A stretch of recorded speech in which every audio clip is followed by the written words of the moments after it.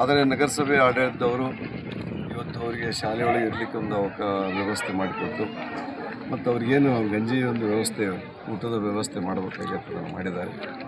ನಿನ್ನೆ ಅವರು ಬಂದ್ ಮಾಡಿದ್ರು ಆ ವ್ಯವಸ್ಥೆ, ಊಟ ಕೊಡ್ತಕ್ಕಂಥ ವ್ಯವಸ್ಥೆ. ನಾನು ಕೂಡ ಆಯುಕ್ತರಿಗೆ ನಾವು ಮಾತಾಡಿದ್ದೀನಿ, ಪುನಃ ಈಗ ಪ್ರಾರಂಭ ಮಾಡಿದ್ದಾರೆ.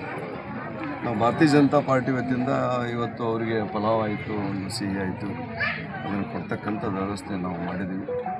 ಈ ಸಂದರ್ಭದೊಳಗೆ ನಾವು ಸರ್ಕಾರಕ್ಕೆ ಮತ್ತು ಉಸ್ತುವಾರಿ ಸಚಿವರು ಹೇಳಿದಷ್ಟೇ, ಅವರ ಬೇಡಿಕೆ ಏನಾಗ್ಯದಪ್ಪ ಅಂತಂದ್ರೆ ಅವ್ರಿಗೆ ಹಣ ಬೇಕಾಗಿಲ್ಲ. ತಗಡು ಏನು ಆರೋಗ್ಯದವು ಅವು ತಗಡುಗಳನ್ನು ಅವರೇ ಖರೀದಿ ಮಾಡಿ ತಂದು ಹೊದಿಕೆ ಮಾಡಲಿ. ನಮಗೆ ಶಾಶ್ವತ ಪರಿಹಾರ ಬೇಕು. ಪ್ರತಿ ವರ್ಷ ಜೋರು ಮಳೆ ಬಂದಾಗ, ಗಾಳಿ ಬೀಸದೆ ಹೋದಾಗ ಈ ರೀತಿಯ ತಗಡುಗಳು ಹಾರಿ ಹೋಗ್ತವೆ. ಪ್ರತಿ ವರ್ಷ ಇದನ್ನು ಸಮಸ್ಯೆ ಎದುರಿಸ್ತಿದ್ದೀವಿ. ಹೀಗಾಗಿ ನಮಗೊಂದು ಶಾಶ್ವತ ಒಂದು ಪರಿಹಾರ ಬೇಕಂತ ಕೇಳಿದ್ದಾರೆ. ಅವ್ರ ಬೇಡಿಕೆ ಏನಪ್ಪ ಅಂದ್ರೆ ಜಾಗ ಇದೆ, ಜಾಗ ತೊಗೊಂಡು ಮನೆ ಕಟ್ಟಿ ನಮಗೆ ಮನೆ ಕೊಡ್ತಕ್ಕಂಥ ವ್ಯವಸ್ಥೆ ಮಾಡ್ತಿದ್ದಾರೆ.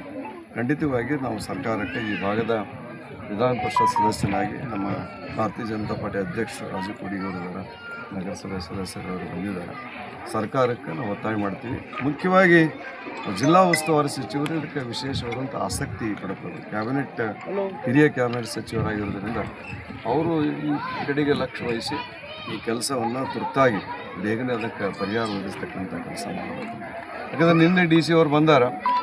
ಡಿ ಸಿ ಅವ್ರು ಬಂದು ಒಬ್ಬೊಬ್ಬರು 5,000 ರೂಪಾಯಿ ಕೊಡ್ತೀನಿ ಅಂತ ಹೇಳ್ಯಾರ. ನೋಡಿ, 5,000 ರೂಪಾಯಿ ಸಾಲಂಗಿಲ್ಲ. ಒಂದೊಂದು ತಗಡಿಗೆ ಈಗ 2,2 ಸಾವಿರದ ಅವು ಎಷ್ಟು ತಗಡು ಹೋಗ್ಯಾವೋ ಏನೂ ಗೊತ್ತಿಲ್ಲ. 5,000 ಕೊಟ್ಟರು ಕೂಡ ಅವರು ತಗಡು ಖರೀದಿ ಮಾಡಿ ತಮ್ಮ ಮನೆ ಮ್ಯಾಗ ಹೊದಿಕೆ ಹಾಕಲಿಕ್ಕೆ ಮತ್ತು ಅಲ್ಲಿ ಹೋಗಿ ಅಲ್ಲಿ ವಸತಿ ಮಾಡಲಿಕ್ಕೆ ಭಾಳ ಕಷ್ಟ ಆಗ್ತದೆ. ಹಾಗಾಗಿ 5,000 ಮುಖ್ಯ ಅಲ್ಲ, ಅವ್ರು ಎಷ್ಟು ತಗಡು ಹೋಗ್ಯಾವೋ ಸಂಪೂರ್ಣವಾಗಿ ಸರ್ಕಾರ ಅದನ್ನು ಭರಿಸಬೇಕು.